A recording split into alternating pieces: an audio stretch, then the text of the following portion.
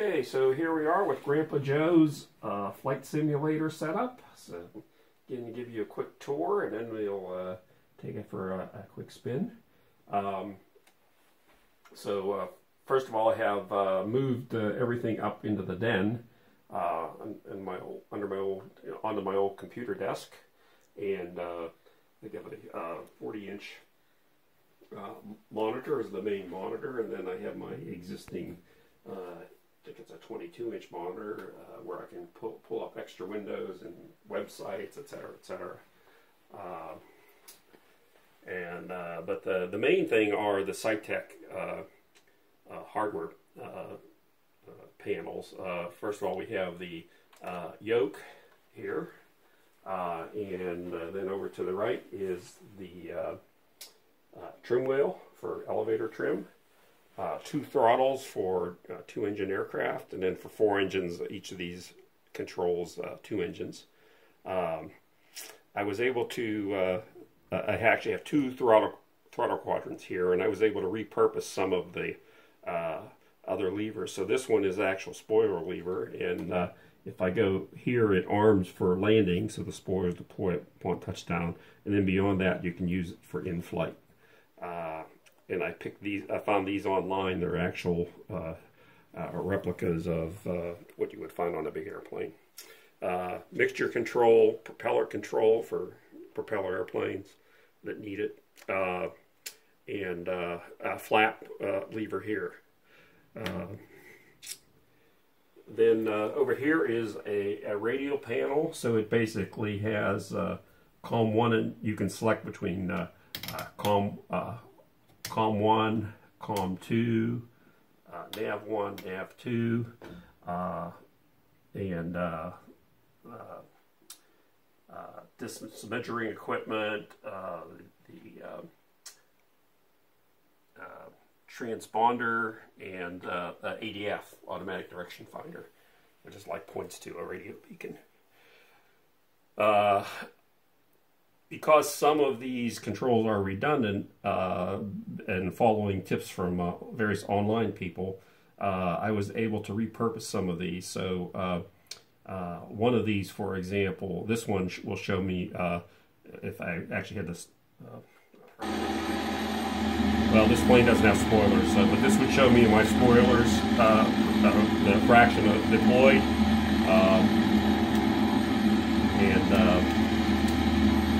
this one is a DME transponder, and over here is my velocity at touchdown. So it basically keeps a running total of what your current velocity is, and as soon as your wheels touch the ground, it freezes your vertical speed.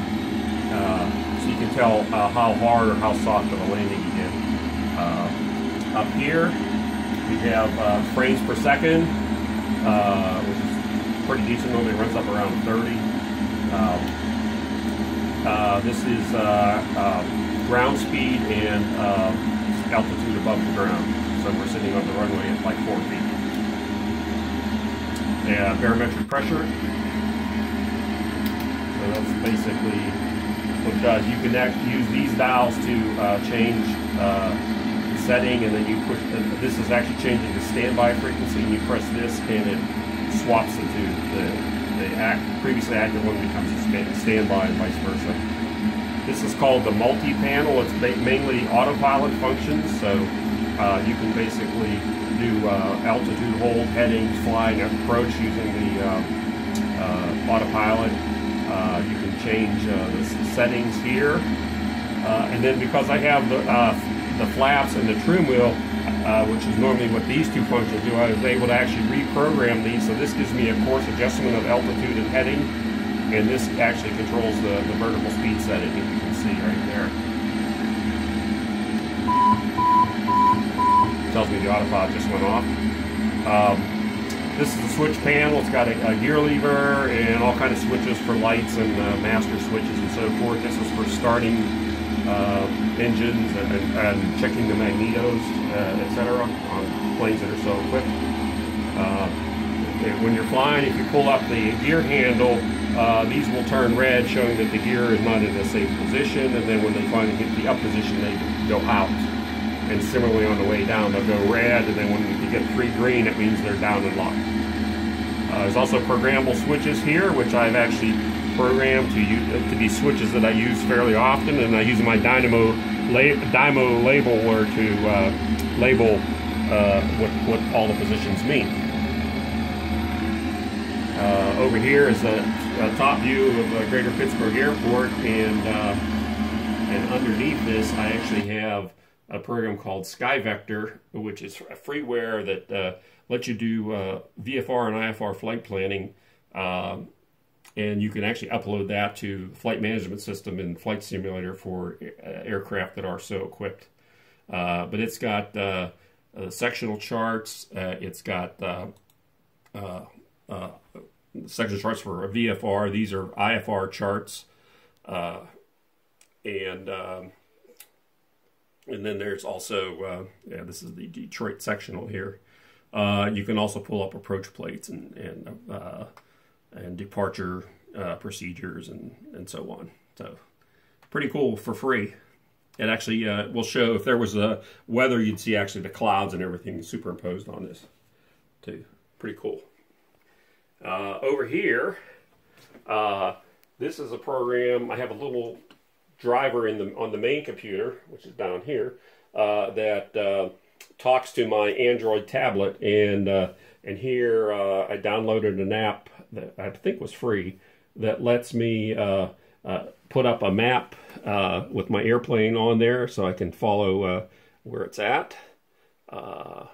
And then it actually duplicates a full stack of radio panels, transponder, ADF, NAV2, NAV1, and COM1 and 2, which you can switch between with this little switch here. And of course, it's all touch sensitive stuff. This is the horizontal situation indicator. This is a combined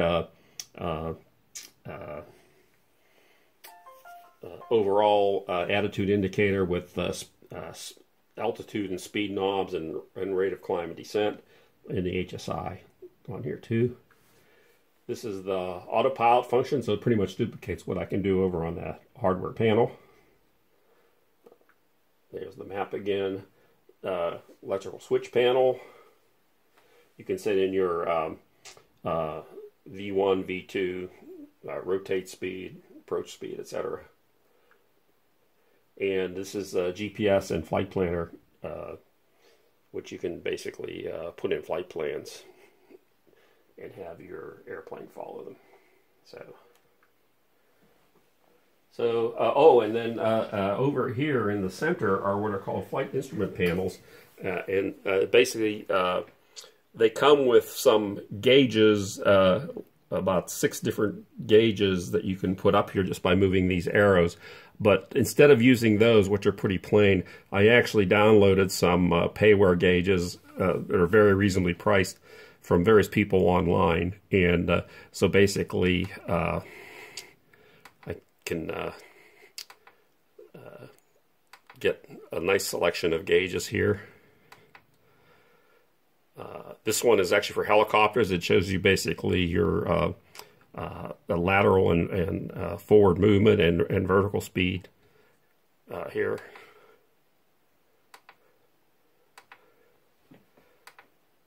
Airspeed. And the airspeed, based on which airplane you're flying, the airspeed units can be changed, or they'll sometimes change automatically for you. So I basically have the same ones here. I have a few extra gauges here. It shows engine instruments, and then there's little buttons on here. So within this gauge, for example, I can select a number of different. This shows your height, vertical speed, ground speed, etc. That is the engine instruments, fuel situation, and setting of your major control surfaces, etc. So, pretty darn cool.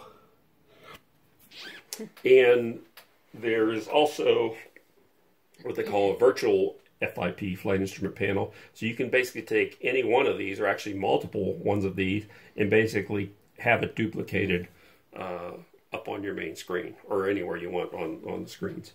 So I have this one here, so I can basically not even look at most of the airplane instruments, and you do landings and so forth while here, and then I have a nice unobstructed view of the runway. So let's see here. Oh.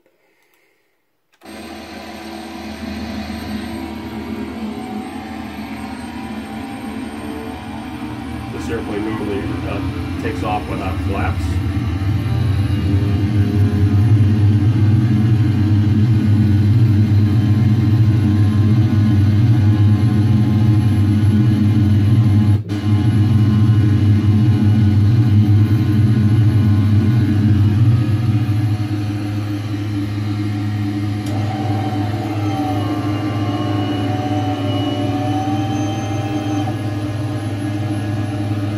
I have also all these buttons programmed to do various things on the yoke, so I can, for example, oops, I can, for example,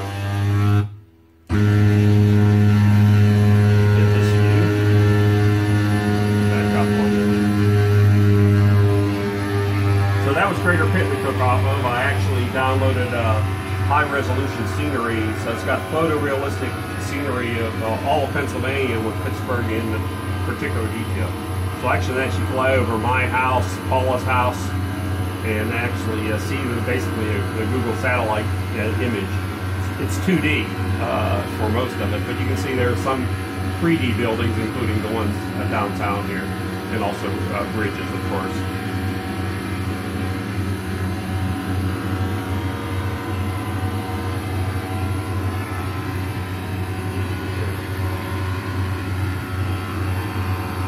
Of course, I'm moving along the Google map here. You can see I'm moving along quite nicely.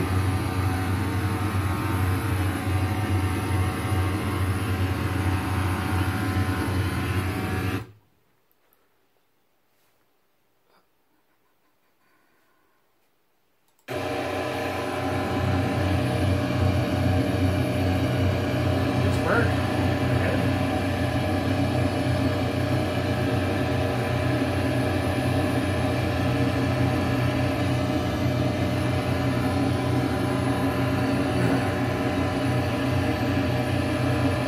So downtown is got some nice renderings of the major buildings that are pretty faithful. Unfortunately, the two stadiums, they're only there in 2D, so if you're flying overhead, you get a nice view of them, but looking down, you get a nice view. But as you're flying towards them, they don't really look like too much.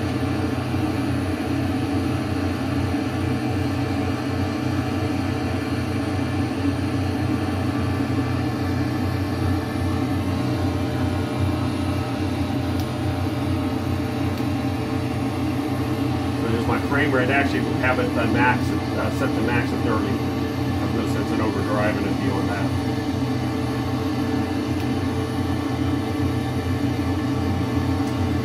And this is my height above the ground and ground speed. Of course, I'm violating it. You're only flying at 264 knots, below 10,000 feet.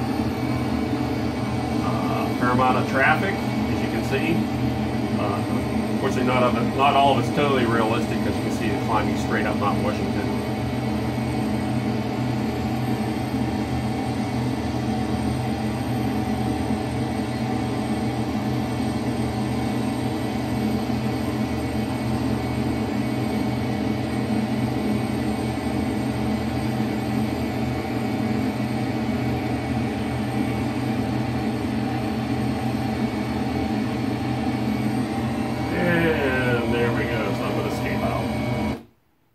Stop. You can stop it. Oh, my shirt.